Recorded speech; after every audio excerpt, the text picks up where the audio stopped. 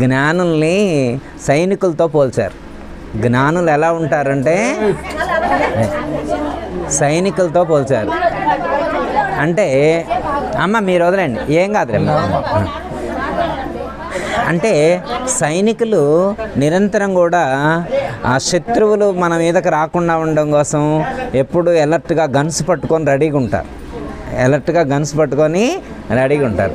ఇప్పుడు మనం మీద ఎవరు దాడి చేయడానికి వస్తున్నారని ఇప్పుడు మనల్ని సైనికులు అన్నారు. వాళ్ళంటే బార్డర్లో ఉంటారు, ఇంకా -డిగ్రీల టెంపరేచర్లో ఉంటారనమాట, చలికి వణుకుతుంటారు అక్కడ. అలాంటి అట్మాస్ఫియర్లోనే వాళ్ళు గన్స్ పట్టుకొని ఉంటారు. మరి ఓకే, అది అర్థమైంది. వాళ్ళు దేశాన్ని రక్షించడం కోసం అక్కడ ఉన్నారు, శత్రువులు రాకుండా ఉండటం కోసం అక్కడ ఉన్నారు. ఇప్పుడు మనల్ని కూడా జ్ఞానులందరినీ సైనికులతో పోల్చారు. మరి ఇప్పుడు మన మీద ఎవరు దాడి చేస్తున్నారని ఇప్పుడు మనం గన్స్ పట్టుకోవాలా? మీరు ఎవరైనా తెచ్చారా గన్స్? కర్రలు కానీ ఏమైనా తెచ్చారమ్మా? మీరు ఏం తేకపోతే ఇప్పుడు మిమ్మల్ని సైనికులు అని ఎట్లా అంటారు? ఇప్పుడు మీ దగ్గర ఏమున్నాయని మిమ్మల్ని సైనికులు అని అనాలా? ఉన్నాయా? అంటే మన మీద దాడి చేయటానికి 6 శత్రువులు ఉన్నారు. 6 శత్రువులు. ఏంటి వాటి పేరు? కామము, క్రోధము, లోభము, మోహము, మదము, మాత్సర్యము. ఈ 6 శత్రువులు. ఇవి ఏ ఊర్లో ఉంటారో తెలుసా మీకు? ఈ 6 ఏ ఊర్లో ఉంటారో తెలుసా మీకు? కొండపిల్లో ఉంటారు, అవునా? వల్లభిలో ఉంటారా? ఖమ్మంలో, జగ్గేపేట. మీ ఊర్లో కూడా ఉంటారా? మీ ఊర్లో ఉంటారా వీళ్ళు? ఇంకా నయం, మీ లోపల ఉంటారని లేదు. మీ లోపల ఏమైనా ఉన్నారా ఏంటి? ఓకే, మరి వాళ్ళకేం పని మీ లోపల ఉండటానికి? వాళ్ళు శత్రువులు కదా, శత్రువులు ఎక్కడో ఉండాలా, వాళ్ళు మీ లోపల ఎందుకు ఉండాలా? బయట ఎక్కడో ఉండొచ్చుగా. అంటే లోపల విలువైనటువంటి జ్ఞానం అనేటువంటి రత్నం ఉంది. ఆ జ్ఞానం అనేటువంటి రత్నాన్ని అపహరించడం కోసం ఉన్నారు లోపల, వాళ్ళు రెడీగా ఉన్నారన్నమాట. మీరు అలర్ట్గా లేకపోతే ఆ జ్ఞాన రత్నాన్ని అపహరించేస్తారు, మీరు అజ్ఞానంలో పడిపోతారు. మళ్ళా దుఃఖం, బంధం, జన్మలు, మరణాలు ఇవన్నీ పరంపరగా కొనసాగుతూ ఉంటాయి. అందుకే ఏం చెప్తున్నారు పెద్దలంటే, హెచ్చరిక చేస్తున్నారు. జ్ఞానరత్నాన్ని అపహరించడానికి 6 శత్రువులు సిద్ధంగా ఉన్నారు, వాళ్ళ మీద మీరు యుద్ధం చేయాలి అని చెప్తున్నారు. కామము, క్రోధము, లోభము, మోహము. కామము, క్రోధము, లోభము, మోహము. మదమత్సరములనడి చోరులు జ్ఞానరత్నమును కాజేయుటకై దేకమందున తిష్ట వేసిరి. హెచ్చరికో హెచ్చరిక, హెచ్చరికండి హెచ్చరిక, హెచ్చరికండి హెచ్చరిక. బా, ఎంత అద్భుతంగా చెప్తున్నారు, మనల్ని హెచ్చరిస్తున్నారు. ఏంటికి? కామము, క్రోధము, లోభము, మోహము, మదము, మాత్సర్యం అనేటువంటి 6 శత్రువులు నీలో ఉన్నటువంటి జ్ఞానం అనేటువంటి రత్నాన్ని అపహరించడం కోసం సిద్ధంగా ఉన్నారు నాయనా. నువ్వు అలర్ట్గా ఉండాలి. నువ్వు యుద్ధం చేయాల్సింది వాటి మీద. వేటి మీద? వాటి మీద. మనం జనరల్గా ఎవరి మీద చేస్తాం యుద్ధం? చుట్టూ ఉన్నటువంటి చుట్టాల మీద, చుట్టూ ఉన్నటువంటి ఇష్టం లేనటువంటి వాళ్ళ మీద యుద్ధం చేయాల్సింది వీళ్ళ మీద కాదు. వీళ్ళ మీద చేసినా వెళ్ళిద్ది, చేయకపోయినా వెళ్ళిద్ది. కానీ అసలు యుద్ధం చేయాల్సింది వాళ్ళతోటి. అర్థమైందా? ముందు మనకి ఇబ్బంది కలిగించేటువంటి, మనకు దుఃఖాన్ని కలిగించేటువంటి మూలమైనటువంటి అరిషడ్ వర్గాలు ఏవైతే ఉన్నాయో వాటిని జయించేటువంటి ప్రయత్నం చేయాలి. ఎప్పుడు జయించగలుగుతాము? వాటిని ఎప్పుడు జయించగలుగుతామంటే మనలో జ్ఞానం ఉదయించినప్పుడు వాటిని మనం జయించగలుగుతాం. జ్ఞానం ఎలా కలుగుతుంది మనకి? ఇప్పుడు జ్ఞానం కలగాలన్నారు, దానంతరం అది ఊరికనే వచ్చిద్దా? జ్ఞానం అనేటువంటిది భూమిలో నుంచి చెట్టు వచ్చినట్టు వచ్చిద్దా? ఎలా వస్తుంది జ్ఞానం అంటే, ఒక గురువును ఆశ్రయించినప్పుడు ఆ జ్ఞానం అనేటువంటిది మనకు కలుగుతుంది. ఇప్పుడు మనందరికీ ఆ జ్ఞానం కలిగిందా లేదా? మనందరికీ కూడా ఆ జ్ఞానం కలిగింది. ఎలా కలిగింది? మనం కూడా ఒక గురువును ఆశ్రయించడం చేత ఆ జ్ఞానం అనేటువంటిది మనకు కలిగింది. ఒక్కళ్ళకే కలిగిందా? ఈ ఊరిలో అలాంటి జ్ఞానాన్ని అందించడానికి ఎంతోమంది గురువులు ఈ ఊరికి వచ్చారు. రాయగూడెం అంటే మామూలు ఊరు కాదు, మిగతా ఊరు లాంటిది కాదు. రాయగూడెంలో ఇక్కడ ఉన్నటువంటి భక్తులను తరింప చేయడం కోసం చాలామంది గురువులు ఈ ఊరు వచ్చారు. మీ అందరికీ కూడా తెలుసు, సిలివేరు సాయిదేవ్ గారు వచ్చారు, మిట్టపల్లి సత్యనారాయణ గారు వచ్చారు, తిరుపతమ్మ గారు వచ్చారు. ఇట్లా ఎంతమంది గురువులు వచ్చారు? అర్జున గురువు గారు వచ్చారు. ఇప్పుడు ఈ ఊరిలోనే మళ్ళీ అప్పయ్య గారు ఉన్నారు, బ్రహ్మం గారు, నాగేశ్వరరావు గారు, ఉప్పలయ్య గారు, మంగమ్మ గారు, ఇంతమంది గురువులు ఇక్కడ ఉన్నారు. అంటే ఇప్పుడు సుబ్బారావు గారు వచ్చారు, కృష్ణయ్య గారు వచ్చారు, ఎంతమంది గురువులు వచ్చారు? ఇట్లా చాలామంది గురువులు రాలా? మేము నాకు తెలిసిన పేర్లు, తెలియని వాళ్ళు కూడా చాలామంది వచ్చారు కదా. మరి వీళ్ళందరూ ఎందుకు వచ్చారు? వీళ్ళందరూ ఈ ఊరు ఎందుకు వచ్చారు? జ్ఞానాన్ని అందించడం కోసం వచ్చారు. మరి వారు వచ్చి జ్ఞానాన్ని అందించడానికి వచ్చి వారు ప్రయత్నం వారు చేశారు. ఇప్పుడు మనం అందుకున్నామా లేదా?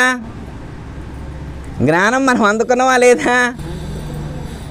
ఏం మాట్లాడట్లేదు. జ్ఞానం మేము అందుకున్నారు అంటే, జ్ఞానం అందుకున్నారంటే ఏంటి గుర్తు అంటే, మీలో అరిషడ్ వర్గాలు లేకుండా ఉండాలి. మీరు జ్ఞానం అందుకున్నారంటే గుర్తు ఏంటంటే, మీలో అరిషడ్ వర్గాలు లేకుండా ఉండాలి. మీరు కోరికలు తగ్గించుకోవాలి, కామం అంటే తగ్గించుకోవాలి. రెండోది క్రోధం, కోపాన్ని విడిచిపెట్టాలి. మీకు ఎప్పుడైనా కోపం వస్తేగా, మీరు ఉపదేశాలు తీసుకున్నారు కదా అందరూ, ఉపదేశాలు తీసుకున్న తర్వాత కోపాన్ని వదిలిపెట్టారా లేదా? వదిలిపెట్టలేదా? ఇంకా ఉంచుకున్నారా? కనీసం ఇవాళైనా కానీ వెళ్తా అక్కడ బయట డ్రైనేజీలో విడిచిపెట్టిపోండి. దానివల్ల ఎలాంటి ఉపయోగం ఉండదమ్మా. దానివల్ల ఎప్పుడైనా మీకు నష్టమే కలుగుతుంది. కాబట్టి ముందు కోరికలు, కోపాన్ని, ఈ రెండింటిని విడిచిపెట్టినటువంటి వాడు మాత్రమే ఈ లోకంలో సుఖంగా జీవించగలుగుతాడు. ఈ రెండింటిని విడిచిపెట్టకపోతే సుఖంగా జీవించలేరు. అవునా కదా? శక్నోతి హైవేయ సోఢం ప్రాక్ శరీర విమోక్షణాత్ కామ క్రోధోద్భవం వేగం సయుక్త ససుఖీ నరహ అన్నారు. ఎవరైతే ఈ లోకంలో కామము, క్రోధము అనేటువంటి వాటి యొక్క వేగాన్ని కంట్రోల్ చేసుకోగలుగుతారో, మళ్ళీ పూర్తిగా విడిచిపెట్టడం వాటిని బ్యాలెన్స్ చేసుకునేటువంటి స్టెబిలిటీ మనలో ఇంప్రూవ్ చేసుకోమన్నారు. ఎవరైతే వాటిని కంట్రోల్ చేసుకోగలుగుతారో వాళ్లకు ఈ లోకంలో సుఖంగా జీవించేటువంటి అవకాశం కలుగుతుంది. హ్యాపీగా ఉండగలుగుతారు. ఎంతకాలం జీవించామన్నది ప్రధానం కాదమ్మా, ఎంతకాలం జీవించామన్నది ప్రధానం కాదు, హ్యాపీగా జీవించామా లేదా అనేటువంటిదే ఇంపార్టెంట్. అర్థమైందా?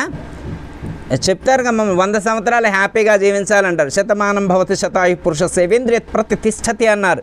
100 సంవత్సరాలు హ్యాపీగా ఆనందంగా అందరూ ఉండాలని. మరి అందరూ హ్యాపీగా ఉన్నారా? లేదు. 40కే డక్అవుట్. అర్థమైందా? 50 కొంతమంది ఎక్కడోడక్కడ పడిపోతున్నారు. ఎందుకు అంటే వాళ్ళు ఇంకా కామక్రోధాలు, అరిషడ్ వర్గాలు, అష్టమదాలు, ఈషణత్రయాలు, వాసనత్రయాలు, రాగద్వేషాలు వీటన్నిటినీ కంట్రోల్ చేసుకోలేకపోయారు. ఎందుకు కంట్రోల్ చేసుకోలేకపోయారంటే గురువు గారు చెప్పినటువంటి జ్ఞానం వాళ్ళకి ఇంకా దృఢం కాలేదు. చిన్న ఎగ్జాంపుల్ అంటే, మనకి కోపం వచ్చేటువంటి పని ఎవరైనా చేసినా కానీ మనం నిగ్రహించుకునేటువంటి సామర్థ్యం మనలో ఉండాలా. దాన్ని ఒక సద్బుద్ధితోటి, ఒక మంచి దృష్టితో చూసేటువంటి మనస్తత్వాన్ని మనం ఇంప్రూవ్ చేసుకోవాలి. ఒక ఆయన నదిలో స్నానం చేయడానికి వెళ్తూ ఉన్నాడు. అక్కడ ఒక ఆయన అజ్ఞాని కూర్చొని ఉన్నాడు.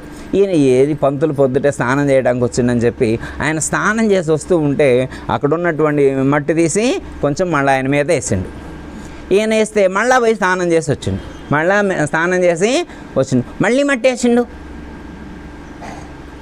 3 సార్లు, 4 సార్లు, 5 సార్లు, 6 సార్లు, 12 సార్లు అట్లా వేసిండు. 12 సార్లు వేసినా 12 సార్లు వీడికే చికాకు పుట్టింది. ఇంకేంత వేద్దాంలే అనుకున్నాడు. 12 సార్లు వేసినా అయినా కానీ ఆ పంతులు స్నానం చేసేస్తాడు. ఇంకా వేస్తే ఏం బాగుంటుందని చెప్పి ఇక నా ఓపిక తగ్గిపోయి, స్వామి పంతులు మరి ఎందుకో నాకు వేయాలనిపించింది, అట్ట వేసినా నన్ను క్షమించు, నేను అందరినీ ఆట పట్టించినట్టే మిమ్మల్ని కూడా చేస్తే అయినా కానీ మీరు కొంచెం కూడా కోపం రాలేదు. మా అమ్మన్న అయితే 2 సార్లు అయితేనే 3వ సారికి ఎంత అరిచిండో ఒక ఆయన, నువ్వు 12 సార్లు వేసినా కానీ గమ్మునున్నావు అని చెప్పి ఆయన అన్నాడు. అప్పుడు ఆయన ఏమన్నాడంటే, అయ్యా ఈరోజు నాకు అదృష్టం పట్టింది, నీలాంటి మహాత్ముడు ఇక్కడ నాకు ప్రత్యక్షమయ్యి ఇట్లా మట్టి వేయటం వల్ల ఎప్పుడూ ఒక్కసారి స్నానం చేసేవాడిని, ఇలాంటి పుణ్యనదిలో 12 సార్లు స్నానం చేసేటువంటి మహద్భాగ్యం నాకు కలిగింది, అది నీ వల్లే కలిగింది నాయన అని చెప్పి ఈయన సంతోషపడ్డాడు. అలా మనం పడతామా? అలా ఎవరైనా కానీ ఒకసారి మనం స్నానం చేసి వస్తుంటే ఇట్లా మట్టి అన్నారు అనుకోమ్మ, లేదా నీళ్ళు ఎట్లా అన్నారు అనుకో, ఊరుకుండవా మనం? ఊరుకోం. అంటే అది మన మంచికే అనేటువంటి ఆలోచన ఎంతమందికి కలుగుద్ది? చాలామందికి అలా కలగదు. అంటే ప్రతి అంశాన్ని కూడా, ప్రతిదీ కూడా మన మంచికే అనేటువంటి భావనతో ఉండి మనం అలాంటి జ్ఞానంతో జీవించేటువంటి భావాన్ని మనం పెంపొందింపజేసుకోవాలి. అర్థమైందమ్మా? అందుకే దీనికి ఇలా జీవించడానికి కావలసినటువంటి జ్ఞానాన్ని అందించేటువంటి సద్గురువును మనం ఆశ్రయించాలి. వారు చెప్పినటువంటి పద్ధతిగా మనం జీవించినప్పుడు మన జీవితంలో ఒక మంచి ప్రయోజనం అనేటువంటిది కలుగుతుంది. అర్థమైందమ్మా? మనం ఈ జన్మకు వచ్చిందే దానికోసం. మన జన్మకు వచ్చింది దేనికోసం? అలాంటి గొప్ప ప్రయోజనాన్ని పొందడం కోసం. మరి దానికోసం మనం ప్రయత్నం చేస్తున్నామా? మరి ఎంతమంది యొక్క జన్మ ప్రయోజనం కలిగింది? ఎంతమందికి అలాంటి గొప్ప ప్రయోజనం చేకూరింది? ఇప్పుడు సపోజ్ ఈరోజు మనం ఇక్కడ అనసూయమ్మ గారి ఆరాధన కార్యక్రమంలో కూర్చోనున్నాం. ఎక్కడ కూర్చున్నాం? అనసూయమ్మ గారి ఆరాధన కార్యక్రమం. అన్ని చోట్లకు మనం వెళ్తామా? అన్ని చోట్లకు వెళ్తే మాత్రం ఇలా కూర్చుంటామా? ఎక్కడికన్నా ఎవరైనా పరంపదించారని తెలిసిందనుకోమ్మా, ఎంతవరకు మనం పనిచేస్తాం? వెళ్ళామా, తిన్నామా, పోయామా, ఇక అంతే. ఇక రెండో థాట్ ఉండదు, అక్కడ వేరే ఆలోచన ఉంటుందమ్మా, అక్కడే ఉండదు. కానీ ఇక్కడికి వచ్చామంటే ఏంటి? ఇక్కడికి వచ్చామంటే తిన్నాం, అయినా కానీ ఎల్లలా, ఇంకా తిన్న తర్వాత ఎల్లలా. ఎందుకు? గురువు గారు వచ్చారు, 4 మంచి మాటలు చెప్తారు. ఎందుకు వచ్చారు ఇక్కడ గురువుగారు? మిగతా చోట్లకి ఎందుకు రాలేదంటే ఇది గురుస్థానము.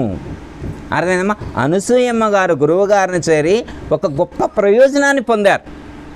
అర్థమైందమ్మా? మిగతా వాళ్ళందరూ అలాంటి గొప్ప ప్రయోజనాన్ని పొందారా? అందరూ పొందలేదు. అనసూయమ్మ గారు అలాంటి గొప్ప ప్రయోజనాన్ని పొందారు. ఇప్పుడు ఇందాక కన్నయ్య గారు చెప్పారు, ప్రతి క్షణం అదే ధ్యాసలో ఉన్నారు, నిరంతరం కూడా అదే భావనతో ఉన్నారు. రెండో ఆలోచన లేదు, రెండో థాట్ లేదు.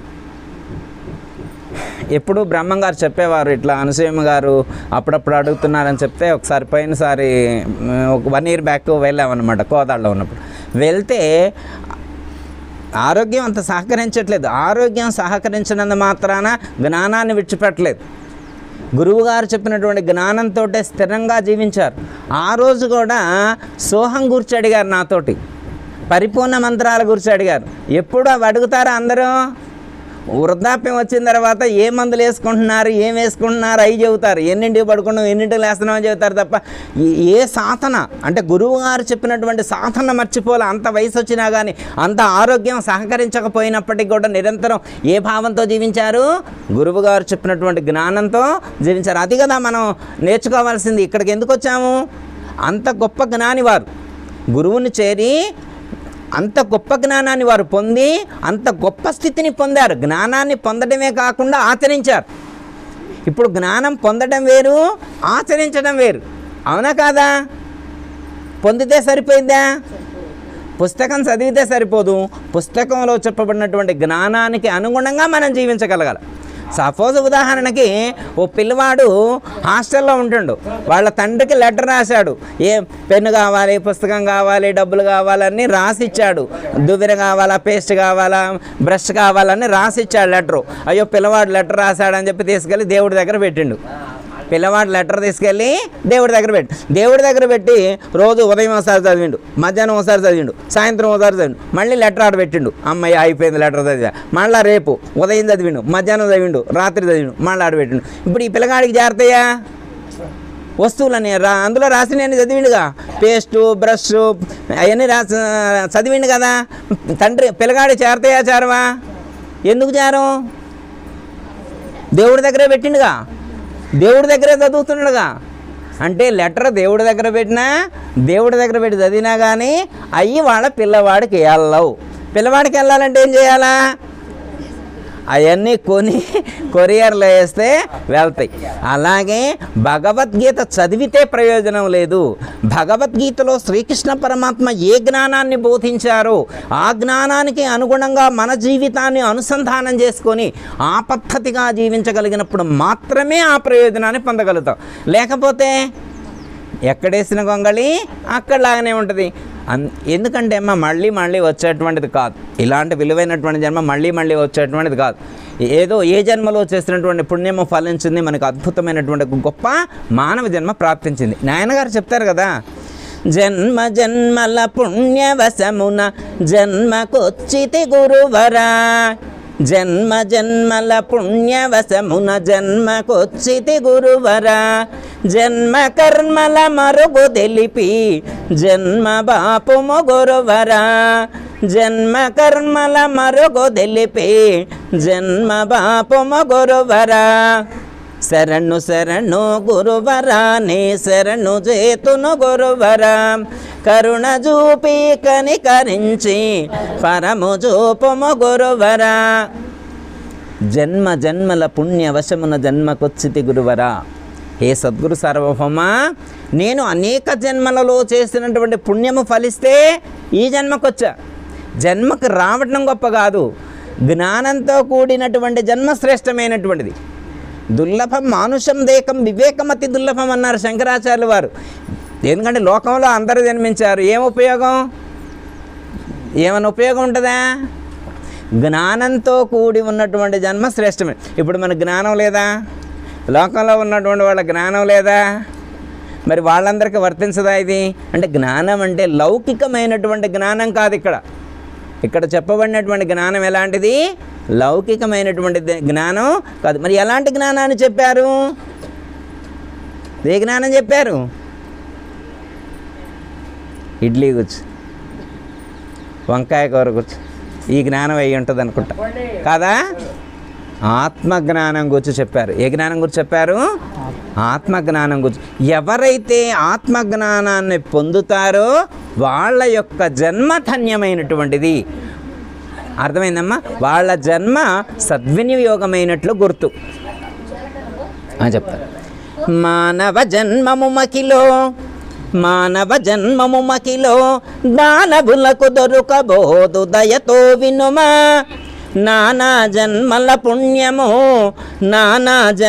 పుణ్యము చానా అర్పించే నీవు జనించినావు, దానిని నీవు ఎట్లుంచినావు, ఎన్నో జన్మల నాటి కర్మాలన్నీయు కూడా, ఎన్నో జన్మల నాటి కర్మాలన్నీయు కూడా సున్నా చేసేటి మరుగు సూటే తెలియుట కొరకై జనించినావు, దానిని నీవు ఎట్లుంచినావు.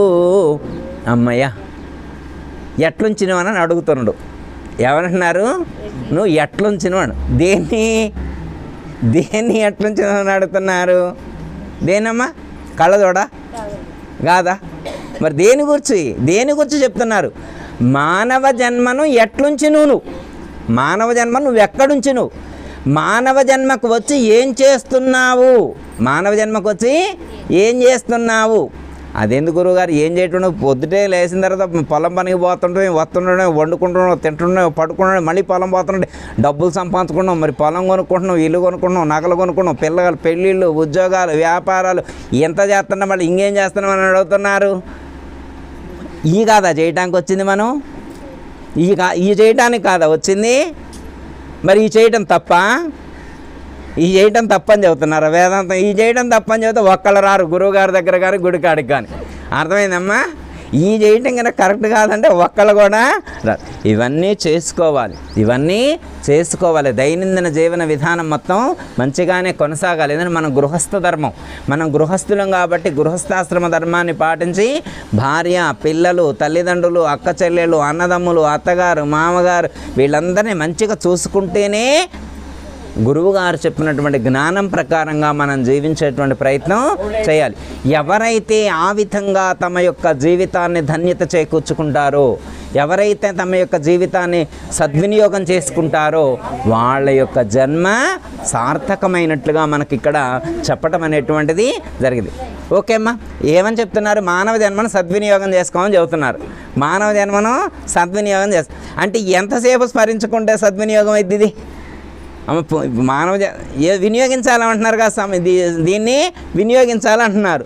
దేనికోసం వినియోగించాలా? ఏదో జ్ఞానం అని చెబుతున్నారు కదా, దానికోసం ఎంతసేపు వినియోగించుదాం? రోజు జ్ఞానం కోసం దీన్ని వినియోగించమన్నారు. వినియోగించుదామా వద్దా? మంచిదేగా వినియోగించుదే. సరే అనుకుందాం, ఎంతసేపు వినియోగించుదాం? ఎంతసేపు ఆధ్యాత్మికం కోసం మన జీవితాన్ని కేటాయించుదాము. 10 నిమిషాలు. మరీ గురువుగారు 10 నిమిషాలు అంటే ఇంకొంచెం పెంచండి. పోనీ అర్ధగంట. అర్ధగంటే నా గురువుగారు, మాకు రోజుకి 24 గంటలు, 24 గంటలు అర్ధగంట ఇంకా పెంచండి అన్నది వెంకట్రామ. ఎంత పెంచుదామా? 1 గంట, రోజుకు 1 గంట పెంచుకుందామా? పోనీ ఇంకో 2 గంటలు. వామ్మ గురువుగారు 2 గంటలు ఎగొద్దు. మరి సినిమాలు పొలం పని పోయి వచ్చాక మరి సీరియల్ చూడొద్దా? ఫోన్ చూడొద్దా? పిన్నాంతో మాట్లాడొద్దా? మరి ఇవన్నీ చూసుకోవాలా వద్దా? మరి పొద్దాకన భజనని, గురువుగారని, జ్ఞానమని, పుస్తకాలని, ధ్యానమని, మంత్రస్మరణ ఇవన్నీ అంటే మనకు కుదురుద్దా? అబ్బా, గురువుగారు అంతే చెబుతారు. గురువుగారి కంటే ఏం పని లేదు కాబట్టి పొలం పనే ఏమన్నా గురువుగారికి వచ్చి మంత్రం చదువుకోండి అంటాడు. ధ్యానం చేయండి అంటాడు. మన చేస్తామా? మనకు కుదురుద్దా? వద్దా? అంటే మీరు ధ్యానం చేస్తే మీకు ప్రయోజనమా, గురువుగారికి ప్రయోజనమా? మీరు మంత్రం చదివితే గురువుగారికి ఏమన్నా అమ్మా? మీరు మంత్రం చదివితే గురువుగారికి ఏమన్నా నష్టమా? ఎవరిని బాగు చేయడం కోసం మీరు ఇప్పుడు మంత్రం చదవాలా? అంతే కదా.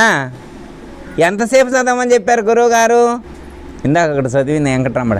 సద్గురు మంత్ర స్మరణము ఎప్పుడో స్మరించవేవో మనసా, సద్గురు మంత్ర స్మరణము ఎప్పుడో స్మరించవేవో మనసా, నిరతము మరువక నిలకడగలిగే గురిగలిగుండవేవో మనసా, నిరతము మరువక నిలకడగలిగే గురిగలిగుండవేవో మనసా. ఇప్పుడు మనమందరం ఇక్కడికి ఎందుకు వచ్చామంటే అనసూయమ్మ గారు, నంబూరు అనసూయమ్మ గారు నిరంతరం ఆ యొక్క గురుమంత్రాన్ని పఠించారు. ఈరోజు మరి అనసూయమ్మ గారి యొక్క ఆరాధనా కార్యక్రమం జరుగుతుందంటే ఇక్కడికి వస్తే మనం ఏం తెలుసుకోవాలి? అనసూయమ్మ గారు నిరంతరం గురుమంత్రాన్ని చదివారంట. అంటే ఏంటర్థం? ఇక్కడికి వచ్చామంటే మనం కూడా నిరంతరం ఆ యొక్క గురుమంత్రాన్ని పఠించేటువంటి ప్రయత్నం చేయాలి. అంటే గురుమంత్రాన్ని పఠించాలంటే మీరు కష్టపడాల్సినటువంటి పని లేదమ్మా. మీరు చేయాల్సిన పనులని ఆపుకోవాల్సిన అవసరం లేదు. ఇప్పుడు మీరు ఇల్లు ఉడుస్తున్నారు, నోటితో మంత్రం చదువుతారు కానీ చేతితోటి చదివేది అది. నోటితోటి చదివితే ఇల్లు ఉడచడానికి ఏమైనా ఇబ్బంది అమ్మా? నోటితోటి మంత్రం చదువుకుంటూ పొలానికి వెళ్ళటం ఏమైనా ఇబ్బంది అయిద్దా? పంట కోసుకుంటూ మంత్రం చదువుకోవడం ఏమైనా ఇబ్బంది అయిద్దా? మీరు ప్రతి క్షణం కూడా, ప్రతి పని చేస్తూ కూడా, ప్రతి సందర్భంలో కూడా మంత్రాన్ని అనుష్ఠానం చేసే అవకాశం మనకి ఉంది. కాకపోతే మనం దానికోసం వినియోగిస్తున్నామా లేదా అని చెప్పి మనం ప్రశ్నించుకోవాలి. అందుకే మానవ జన్మము మకిలో దానవులకు దొరకబోదు దయతో వినుమా, నానా జన్మల పుణ్యము చాలా అర్పించి నీవు జనించినావు. ఎన్నో జన్మలలో చేసినటువంటి పుణ్యాన్ని అర్పిస్తే ఇది ఇచ్చారట, ఇది ఇచ్చారు. ఎన్నో జన్మల్లో పుణ్యాన్ని ఇస్తే అక్కడ ఇది ఇచ్చారు. ఎందుకయ్య గారు ఇది ఇచ్చారు? కాదని డబ్బులు ఉంటే బాగుండేది, ఇది ఇస్తే ఏం సక్కువ, ఇది ఇస్తే మాకేంటి ఉపయోగం, 4 డబ్బులు ఇస్తే బాగుండేదని అనుకుంటారు. కానీ అమ్మ డబ్బులతో పాటు 4 జబ్బులు కూడా వస్తాయి. అర్థమైందమ్మా?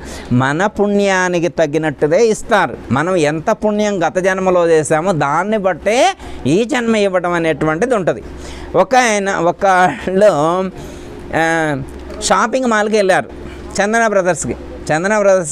సరే మీ ఇష్టం ఏదన్నా అనుకోండి, మీరు ఎక్కడికన్నా పోండి. ఒక షాప్కి వెళ్ళారంట. వెళ్తే అక్కడ పట్టు చీరగా మంచిగా కనిపించింది, పట్టు చీర కనిపించింది. వీళ్ళ దగ్గర 3000 ఉన్నాయి. వీళ్ళ దగ్గర ఎంత ఉన్నాయి? 3000 ఉన్నాయి. నాకు పట్టు చీర కావాలని నేను ఒత్తిడి చేస్తుంది. నా దగ్గర 3000 ఉన్నాయి. మా అమ్మగా ఇది కొంటాని నా దగ్గర అది 10,000 చెప్పారు. ఇప్పుడు 3000 వీళ్ళ దగ్గర ఉన్నాయి. 10,000 రూపాయలు పట్టు చీర కావాలని అడుగుతుంది. మరి ఆయన ఏం చేస్తారు? అప్పుడేం చేస్తుందంటే ఆ షాప్ ఓనర్ దగ్గరికి వెళ్ళి, సార్ మా ఆవిడ పట్టు చీర అడుగుతుంది, 3000 ఉన్నాయి, అలాంటి చీర కావాలంట అని అన్నాడు. అలాంటిదే కావాలన్నాడు. అలాంటిదే అన్నాడు. అయితే ఓకే ఇస్తా అని చెప్పి తీసుకొచ్చి ఇచ్చిండు. మరి ఎలా ఇస్తాడు? 10,000 రూపాయలు 3,000 కట్టించిండు. ఎలా ఇచ్చిండంటే దానికి 3 హోల్స్ ఉన్నాయి, 3 రంధ్రాలు పడ్డాయి. కొంచెం డ్యామేజ్ అయింది ఇచ్చిండు. అలాగే మనం అలాంటి ఒక మంచి శరీరం కావాలి, అలాంటిది కావాలి అని కోరుకుంటే అలాంటిదే ఇస్తారు. కాకపోతే 2-3 రంధ్రాలు పెడతారు లోపల. ఎక్కడ? హార్ట్ కోటి, లివర్ కోటి, కిడ్నీ కోటి, ఆడ 3 రంధ్రాలు పెట్టి పడేస్తారనమాట. బయట చూడటానికి బాగానే ఉంటుంది. అలాంటిది అవసరమా? అలాంటి శరీరం కాదు. ఎలాంటి శరీరం కావాలి మనకు? గురువు చెప్పినటువంటి అనుష్ఠానం చేయడానికి వీలైనటువంటి శరీరము, అలాంటి వీలైనటువంటి మనస్సు. అర్థమైందమ్మా? మన గురుమూర్తి చూపెట్టినటువంటి చెప్పినటువంటి జ్ఞానం ఏదైతే ఉన్నదో అలాంటి జ్ఞాన సాధన చెయ్యటానికి వీలైనటువంటి అవకాశమైనటువంటి శరీరము, మనసు, ఇంద్రియాలు అలాంటివి మనకు కావాలి తప్ప ఇంకో రకం వద్దు. అర్థమైందమ్మా? ఎందుకంటే భగవంతుడు మన శరీరాన్ని చూడడు, మన శరీరాన్ని చూడు. ఈ లోకంలో అందంగా ఉన్న వాళ్ళకే మోక్షం ఇస్తారు ఏమైనా పరమాత్మ చెప్పిండా ఎక్కడైనా? అట్లా అంటే అందరికి రాదు. ఒకవేళ అర్థమైందమ్మా? గ్లామర్గా ఉన్న వాళ్ళకే మోక్షం అంటే, ఇప్పుడు బాగా పాడే వాళ్ళకే మోక్షం అన్నారనుకో, వెంకటరామకి ఇస్తారు, మనకి ఇస్తారు అందరికి మోక్షం? బాగా పాడే వాళ్ళకే ఇచ్చేటైతే అందరికి ఇస్తారు. ఎస్పి బాలసుబ్రహ్మణ్యం గారు అట్లాంటి వాళ్ళకి ఇస్తారు. మంచిగా పాడే వాళ్ళకే మోక్షం వచ్చేటైతే వాళ్ళకి వస్తుంది. అర్థమైందమ్మా? మోక్షం ఎవరికి వస్తుంది? మోక్షం ఎవరికి వస్తుందండి? నిరంతరం ఎవరైతే గీతలో కానీ సద్గురువు కానీ ఏ జ్ఞానాన్ని అయితే సూచించారో ఆ జ్ఞానానికి అనుగుణ్యమైనటువంటి పద్ధతిగా చరిస్తూ ఉంటారో వాళ్ళకు మాత్రమే ఈ యొక్క స్థితి కుదురుతుంది. అది అందరికీ సాధ్యమయ్యేటువంటిది కాదు. మనం ఏం కోరుకోవాలంటే నిరంతరం కూడా పరమాత్మ యొక్క ధ్యానం చేసేటువంటి, పరమాత్మ యొక్క స్మరణ చేసేటువంటి, పరమాత్మ యొక్క జ్ఞానంతో జీవించేటువంటి అవకాశం కల్పించమని చెప్పి మనం పరమాత్మని కోరుకోవాలి. అలాంటి జన్మ ధన్యమైనట్టు. ఈరోజు మనకు ఆ గురువుగారు చెప్పినటువంటి జ్ఞానంతో మనకి జీవించగలిగినాం అనుకోండి, ఈరోజు మనకు సద్వినియోగమైనట్లు గుర్తుగా మనం భావించాలి. అవునా కాదా? మీరు పొలానికి వెళ్ళారనుకోమ్మా, దేని గురించి మాట్లాడుకోవాలా? నలుగురు భక్తులు కలిస్తే దేని గురించి మాట్లాడుకోవాలా? నలుగురు భక్తులు కలిసినప్పుడు దేని గురించి మాట్లాడుకుంటారు? వాళ్ళ పిన్న మన కొన్న పట్టు చీర గుర్చాగా, వడ్డాణం గుర్చి, నక్లీస్ గుర్చి, అవి కాదా? వాళ్ళ కోడలను తిట్టిందంట దాని గుర్చా? అవి కాదుగా మాట్లాడుకోవాల్సింది. దేని గురించి మాట్లాడుకోవాలంటే గురువు గారు చెప్పినటువంటి జ్ఞానం గురించి. మనం సాధన చేసి ఏ అనుభూతిని అయితే పొందామో ఆ అనుభూతిని నలుగురికి పంచాలి. మనం సాధన చేస్తే కదా పంచేది.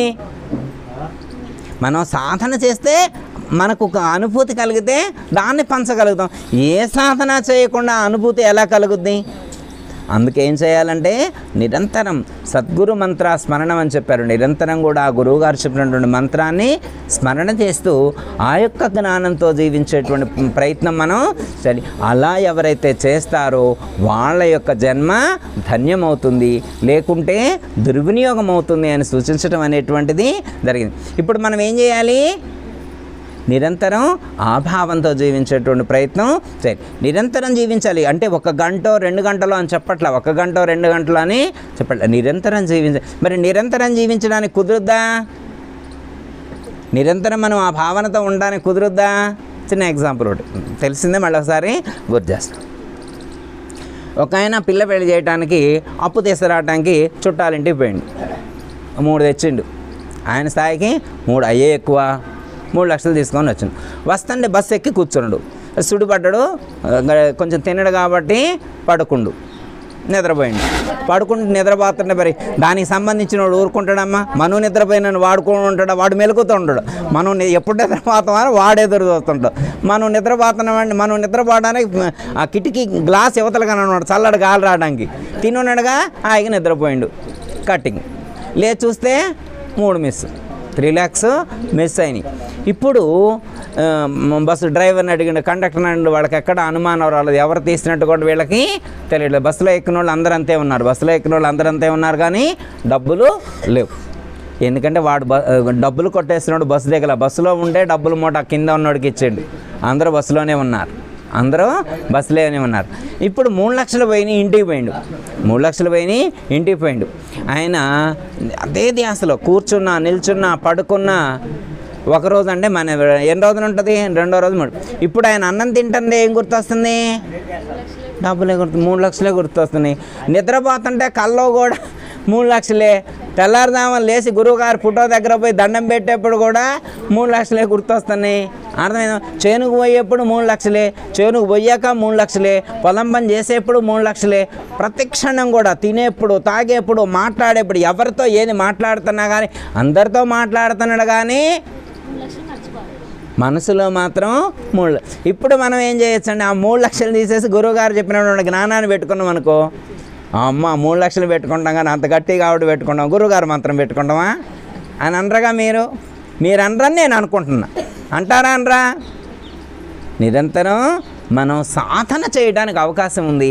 కాకపోతే ఎంతమంది సాధన చేస్తున్నాం అనేటువంటిది ఎవరికి వాళ్ళే చెక్ చేసుకోవాలి. ఎవరు తరిస్తారు, ఎవరు తరించరు అనే దానికి ఎవరు చెప్తారు?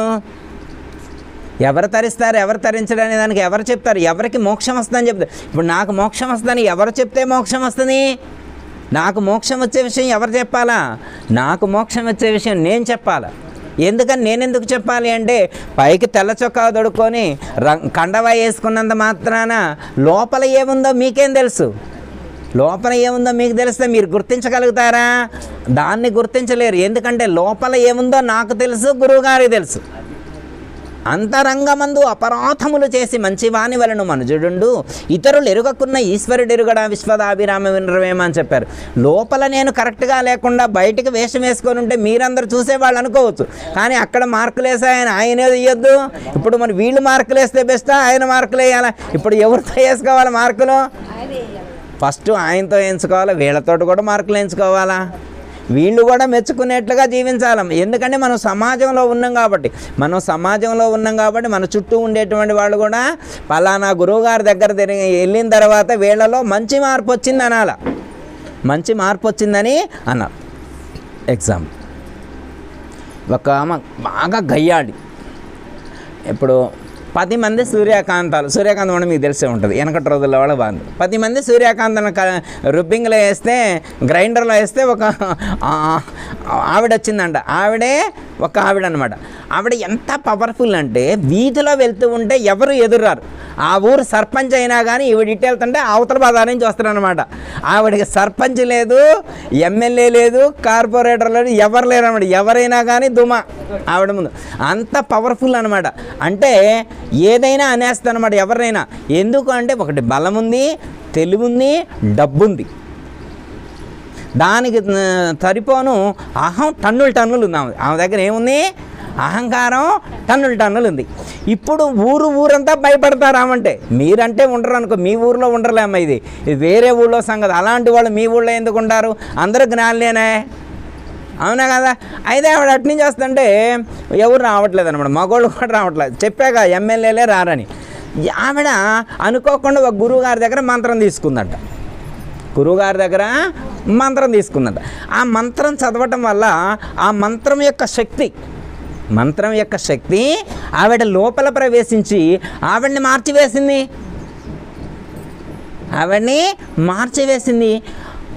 1 ఇయర్లోనే, సంవత్సరం తిరగకుండానే ఆవిడ ఒక మంచి భక్తురాలుగా తీర్చిదిద్దబడింది. ఇప్పుడు ఆవిడ వెళ్తూ ఉంటే ఇప్పుడు అందరూ కూడా ఎదురొస్తున్నారు. ఎవరేమంటలా, ఎవరైనా పోతుంటే పిన్నామా ఇట్రా అని చెప్పి వాళ్ళకి ఏదో ఒకటి ఇవ్వడం, బిస్కెట్, అరటి పండ్లు అట్లా ఇస్తుంది అనమాట.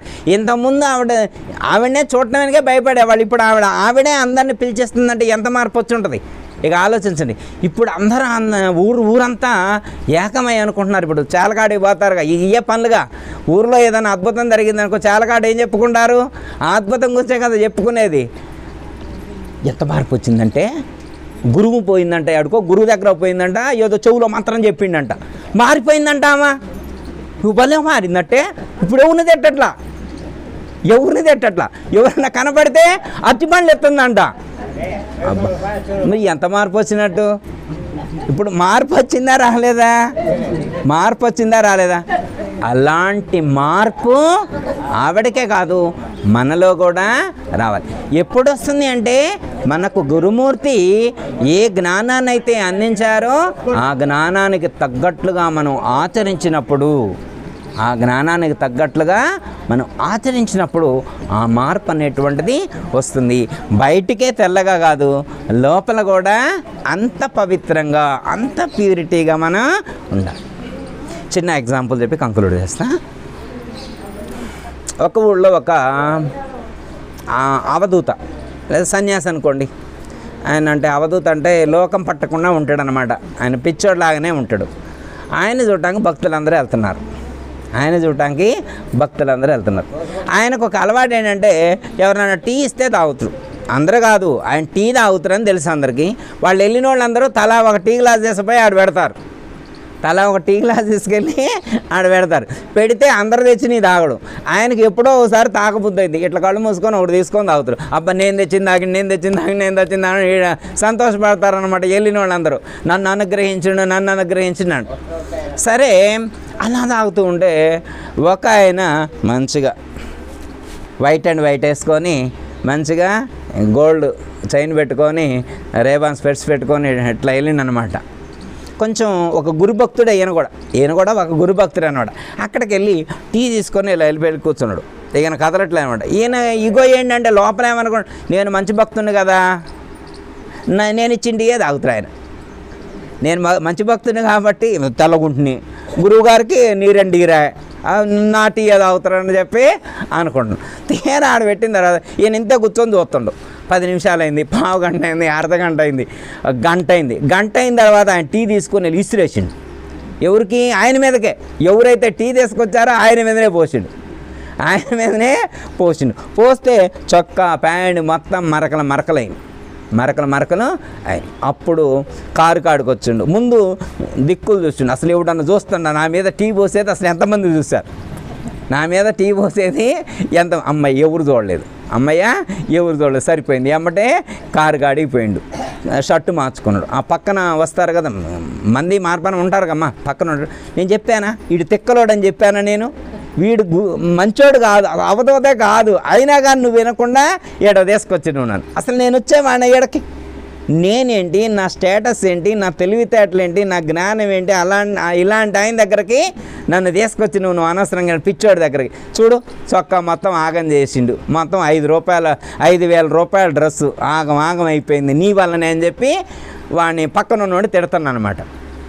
సరే ఈ పక్కన ఉన్న వాళ్ళందరూ అటు పోయిన తర్వాత ఆ గురువు గారు అనుసరి ఉన్నట్లుగా వాడిని పిలిచిండు. ఏందిరా అబ్బాయి, నేను మంచోడు కదా, నా మీద టీ పోసింది ఏంటి? మీ గురువు గారు నిజమైన గురువేనంటు. ఓ తెక్కలోడు, ఆయన నిజమైన గురువేరా, నువ్వు అర్థం చేసుకోలేకపోయినావు అని. మరి ఇంతకీ ఎందుకు పోసిండ్రా టీ నా మీద ఎందుకు పోసిండు మీ గురువు గారు అంటే, నాయన నువ్వు పైకి తెల్లంగా ఉన్నావు, లోపల నీ మరకలే ఉన్నాయి, ఈసారి వచ్చేప్పుడు లోపల ఉన్న మరకలు కడుక్కొని రా. ఏం కడుక్కొని రావాలా? లోపల ఉన్న మరకలు కడుక్కొని రా అని చెప్పుడు. నీకు అర్థం కాలేదేమో, ఈసారి వచ్చేప్పుడు నీ గుణాలు మార్చుకొని రా, నీ యొక్క ఆలోచన విధానాన్ని మార్చుకొనిరా. బయటికి తెల్లగా ఉండటం కాదు, లోపల కూడా పవిత్రంగా ఉండేటువంటి ప్రయత్నం చేయాలి. ఎవరైతే బయట లోపల అంతా కూడా అలాంటి పవిత్ర భావంతో ఉంటారో, ఎవరైతే అంత పవిత్ర భావంతో ఉంటారో వాళ్లకు మాత్రమే ఆ గురువు చెప్పినటువంటి జ్ఞానం అనేటువంటిది బోధపడుతుంది, దృఢపడుతుంది, అనుభూతికి అందుతుంది, ఆచరించాలనేటువంటి తలంపు కలుగుతుంది, ఆచరించగలుగుతారు, చివరికి ఆ స్థితిని పొందుతారు. దానికి ప్రత్యక్ష ఉదాహరణ అనసూయమ్మ గారే. ఉదాహరణ ఎవరు? అనసూయమ్మ గారు.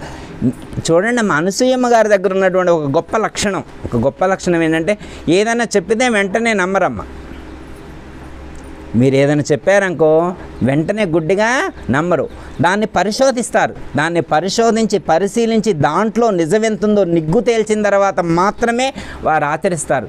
ఎందుకంటే నేను చాలా సంవత్సరాలు ఇక్కడికి వచ్చేవాడిని. ఎన్నో భిక్షమయ్య గారు ఉన్నప్పుడు కానీ, నాయన గారు ఉన్నప్పుడు కానీ ఇక్కడికి వచ్చేవాడిని అనమాట. ఈ ఊరు వచ్చినప్పుడు అనసూయమ్మ గారితో మాట్లాడేవాడిని.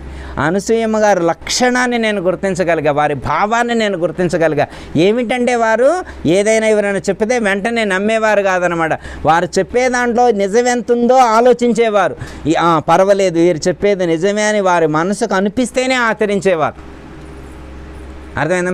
ఏదైనా పుస్తకం చదువుతున్నా కానీ పుస్తకం చదివేటువంటి దాంట్లో ఉన్నటువంటి దాన్ని కూడా వెంటనే నమ్మరనమాట. వారికి అనుభవంలోకి వచ్చినప్పుడు మాత్రమే యాక్సెప్ట్ చేస్తారు. వారికి అనుభవంలో రాకపోతే అట్లా హోల్డ్ చేసి ఉంచుతారు. మళ్ళీ నాయన గారు వచ్చినప్పుడు కానీ, ఎవరైనా గురుభక్తులు కానీ ఎవరైనా వచ్చినప్పుడు ఇదేంటి నాయన ఈ విషయాన్ని ఇలా చెప్పారేంటి అని చెప్పి ఒక్కసారి మళ్ళీ రివ్యూ చేసి దాని మీద పూర్తి అవగాహన కలిగిన తర్వాత మాత్రమే ఆచరించేటువంటి వారు. అర్థమైందమ్మా? మన గురువుగారు చెప్పేటువంటి జ్ఞానాన్ని కూడా గుడ్డిగా నమ్మాల్సినటువంటి అవసరం లేదు. ఎందుకంటే ముందు మనం పూర్తిగా విచారించుకున్న తర్వాత అది మన అనుభూతికి అందుతుంది, మన అనుభవానికి అందుతుంది. అప్పుడు మనం ఆచరించాలి. అనుభవానికి అందిన తర్వాత ఎవరు చెప్పక్కల, ఖచ్చితంగా ఎవరైనా కానీ ఆచరిస్తారు. అర్థమైందమ్మా? అనసూయమ్మ గారు అట్లా అనుభూతి చెంది ఆచరించి ఆ స్థితిని పొందారు. మనం కూడా ఈరోజు ఇక్కడికి వచ్చామంటే మనం కూడా గురువుగారు చెప్పినటువంటి జ్ఞానాన్ని అనుభూతి చెంది అనుభవానికి వచ్చిన తర్వాత ఆ స్థితిలో ఆచరించి ఆ స్థితిని పొందేటువంటి ప్రయత్నం మనం చేద్దామా? నిజంగా వెనకోళ్ళు ఎవరు మాట్లాడటలేదు అమ్మ. మనందరం కూడా గురువుగారు చెప్పినటువంటి పద్ధతిగా జీవించేటువంటి ప్రయత్నం నేను ఈ మాట అంటే అసలు మేము ఎప్పుడు గురువుగారు చెప్పినట్టు వింటలేదని కృష్ణయ్య గారు ఎలా అంటుండో, ఎక్కడో గురువుగారిని మర్చిపోకూడదని అన్నారు. గురువుగారు చెప్పిన మంత్రాన్ని, గురువుగారు చెప్పినటువంటి బోధన మర్చిపోవడం. అసలు మేము మర్చిపోతేగా కృష్ణయ్య గారు, మేము ఎప్పుడు మర్చిపోయినాం? నిరంతరం అదే ధ్యాసలో ఉన్నామని చెప్పారు. మీరు కూడా నిరంతరం అదే ధ్యాసలో ఉండి ఆ స్థితిని పొందే ప్రయత్నం చేయాలని చెప్పి కోరుకుంటూ సెలవు. జయ సద్గురు ప్రభు మహారాజుకు జయ గురు. మరిన్ని ఆధ్యాత్మిక రహస్యాల కోసం అచల బోధ, ఆత్మబోధ, భగవద్గీత, అలాగే పండుగల్లో దాగిన అర్థాలు, అంతరార్థాల కోసం మరియు యోగము, ధ్యానము మొదలైన అనేక ఆధ్యాత్మిక తెలుగు ప్రవచనాల కోసం క్రింద ఉన్నటువంటి రెడ్ కలర్ సబ్స్క్రైబ్ బటన్ను క్లిక్ చేయండి.